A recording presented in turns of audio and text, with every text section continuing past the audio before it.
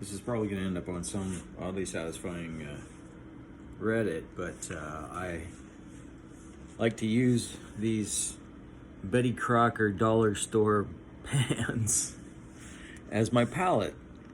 And this is my palette colors right now. But every now and then,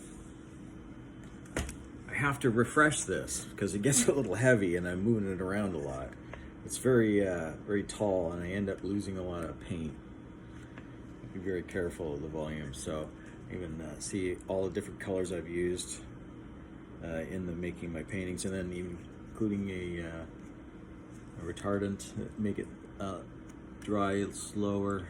This is acrylic, and every now and then I have to refresh it. So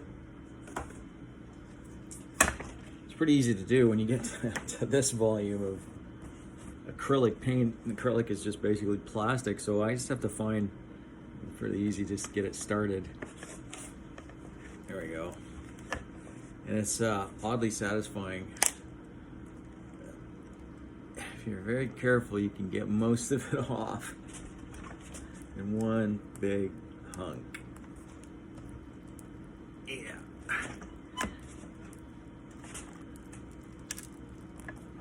Oh, it's very visceral. I think I might frame this piece. I can get it off.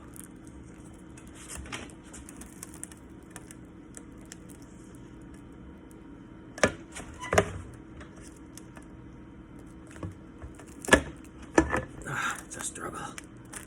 Yes. I see it from my angle here. All coming off. There you have it. All ready for the next bunch of painting. Your piece. All in one piece. Oh, that's a beauty.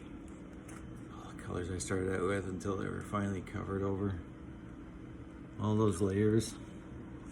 About 20 paintings here represent all those times sitting down.